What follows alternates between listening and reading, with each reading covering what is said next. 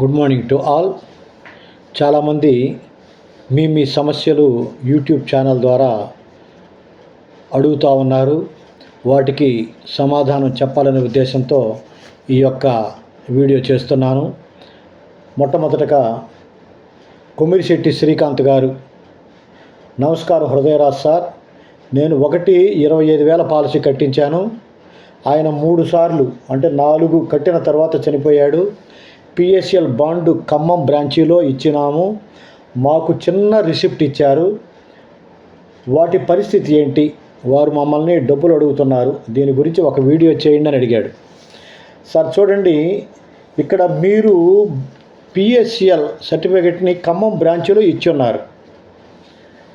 తర్వాత ఆయన చనిపోయాడని చెప్పారు.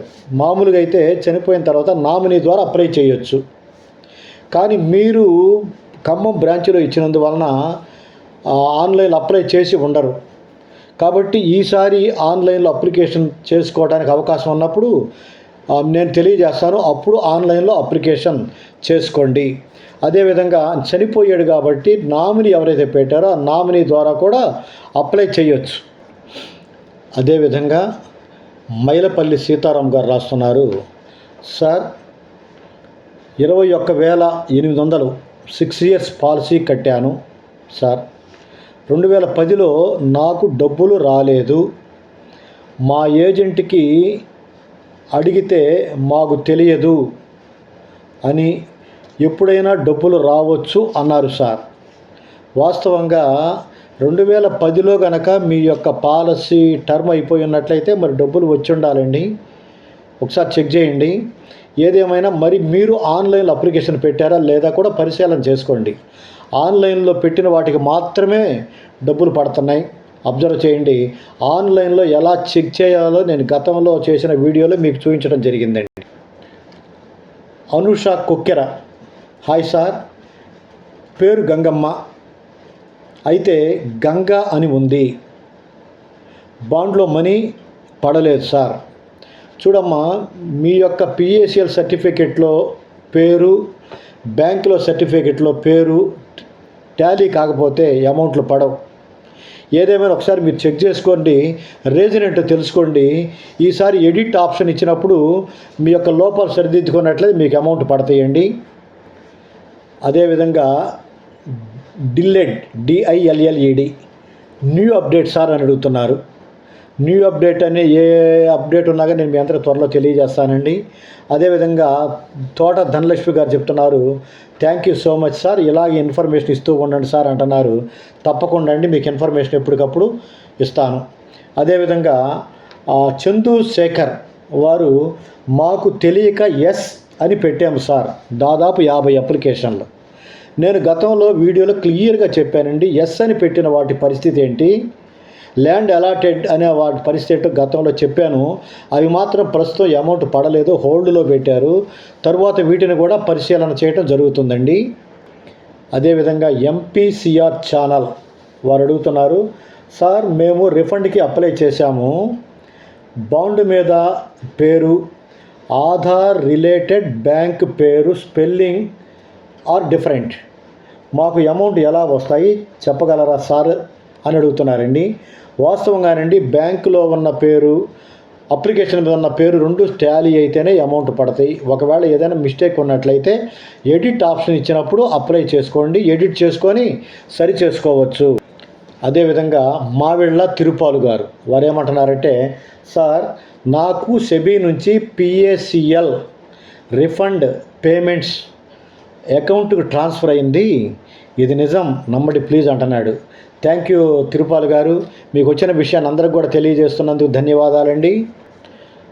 రమణాచారి గారు అడుగుతున్నారు, మా దగ్గర 30 మెంబర్స్ పాలసీ తీసుకున్నారు, అమౌంట్ 15 లక్షల వరకు కట్టారు.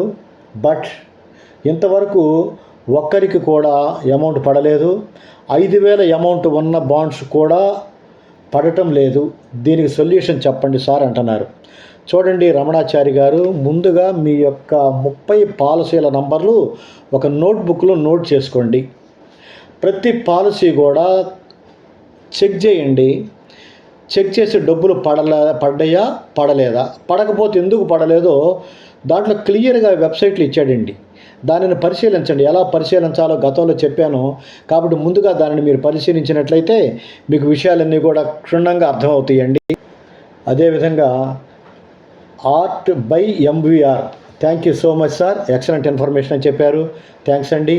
అదేవిధంగా ఎస్ఎన్ రావు గారు చెప్తున్నారు, సార్ మేము కట్టించిన వాడు కూడా పట్టించుకోలేదు సార్, కానీ మీరు ప్రతి అప్డేట్ ఇస్తున్నందుకు ధన్యవాదాలు, చాలా థ్యాంక్స్ అండి. అదేవిధంగా శ్రీరామ్ కంబాల్ గారు అంటున్నారు, application next date how to the sir అంటున్నాడు. అంటే నెక్స్ట్ అప్లికేషన్ పెట్టడానికి ఎప్పుడు అని అర్థమయ్యి ఉంటుంది. ఎప్పుడు అప్లికేషన్ పెట్టుకోవడానికి ఆప్షన్ ఇచ్చినా కానీ నేను మీ అందరికి కూడా తెలియజేస్తానండి తప్పనిసరిగా. అదేవిధంగా కళ్యాణ్ నారాయణ గారు అంటున్నారు, బాండ్స్ పంపకున్న అమౌంట్ వస్తుందా సార్ అని అడుగుతున్నారు. మీరు కనుక ఆన్లైన్లో అప్లికేషన్ పెట్టినట్లయితే, మీ అప్లికేషన్ పక్కాగా ఉన్నట్లయితే బాండ్ పంపకపోయినా మీ అమౌంట్ బ్యాంకులో పడుతుంది, గమనించండి. పిఎస్ఎన్ దాస్ గారు అడుగుతున్నారండి, సార్ అలాట్మెంట్ లెటర్ ఇవ్వలేదు కదా సార్ అంటున్నారు. అంటే అలాట్మెంట్ లెటర్ ఇచ్చినా ఇవ్వకపోయినా మీ పేరు మీద ల్యాండ్ అలాట్ అయ్యి ఉన్నట్టయితే పిఎస్ఎల్ కంపెనీ వారు సెబీ వారికి ఇచ్చిన డేటా ప్రకారంగా మీకు ల్యాండ్ అలాట్ అయి ఉంటుంది, అందువలన అమౌంట్ పడలేదు.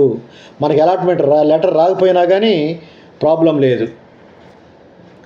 కాట్రావత్ ఆంజనేయ గారు అంటున్నారు, గుడ్ ఈవినింగ్ సార్, 16/11/2010 సిడిపిపి అమౌంట్ 1,25,000 రూపాయలు సార్ రాలేదు అంటున్నారు.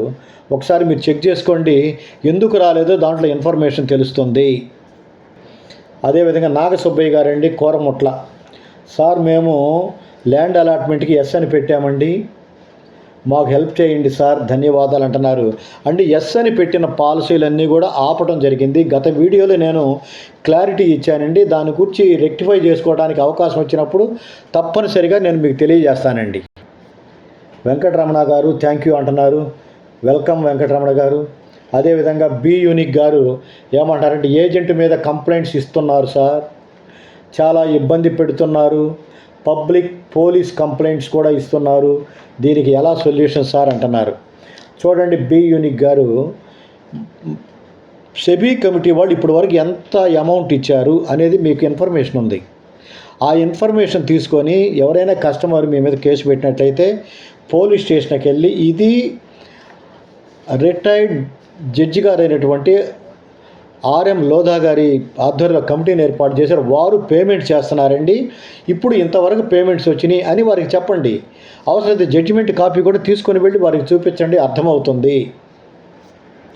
అదేవిధంగా బొడ్డు శ్రీకాంత్ గారు చెప్తున్నారండి, 2014లో కట్టిన వాళ్లకు పేమెంట్ అవుతుందా సార్, 2 లక్షల సిడిపిపి ఉంది సార్, పేమెంట్ పడలేదు, ప్లీజ్ 2013 వరకు పడుతున్నాయా, కొంచెం రిప్లై ఇవ్వండి సార్ అంటున్నాడు.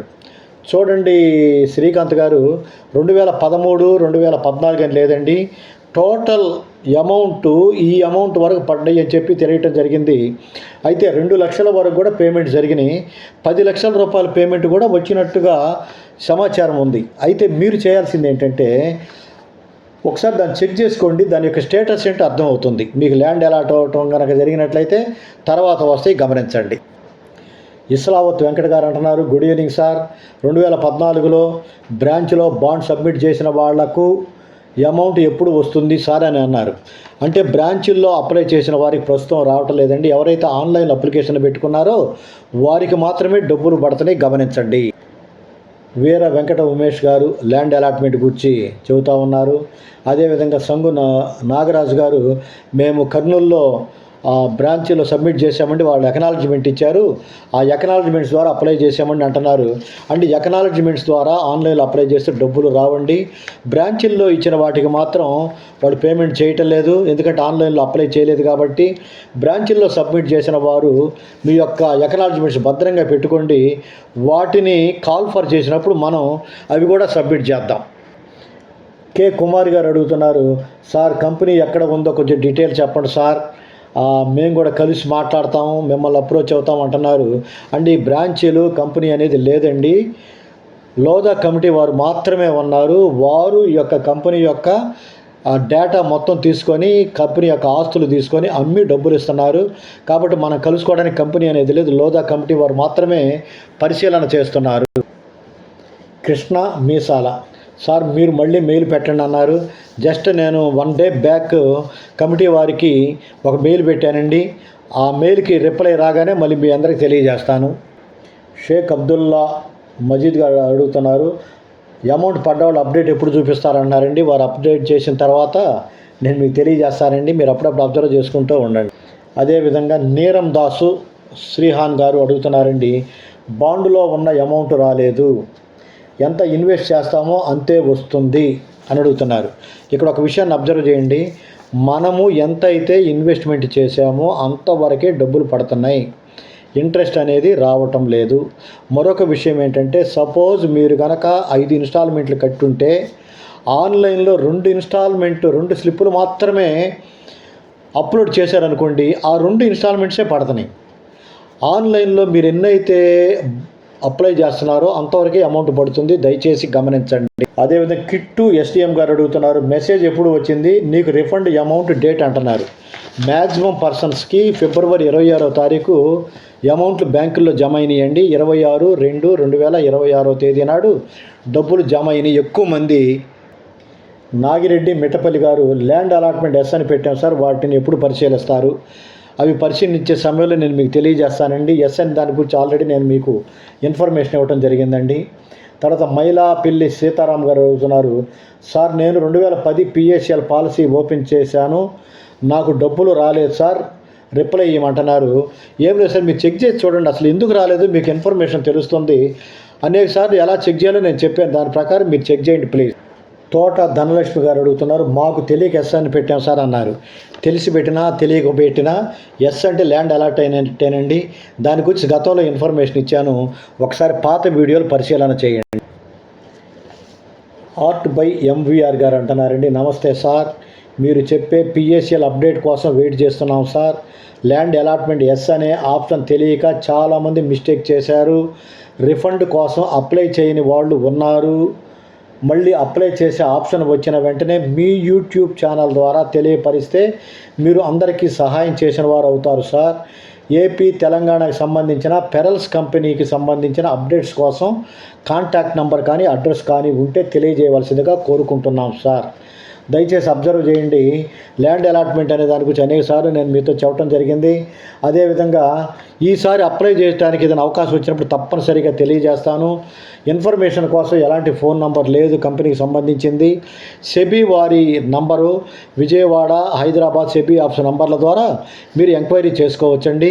కాబట్టి మీరు అడిగే ప్రశ్నలన్నిటికీ కూడా నేను సమాధానాలు ఇస్తూ ఉన్నాను. ఏ సమాచారం వచ్చినా కానీ మీ అందరికి కూడా అతి త్వరలో నేను తెలియజేస్తానని చెప్పి మీ అందరికీ తెలియజేస్తున్నాను. Thank you very much.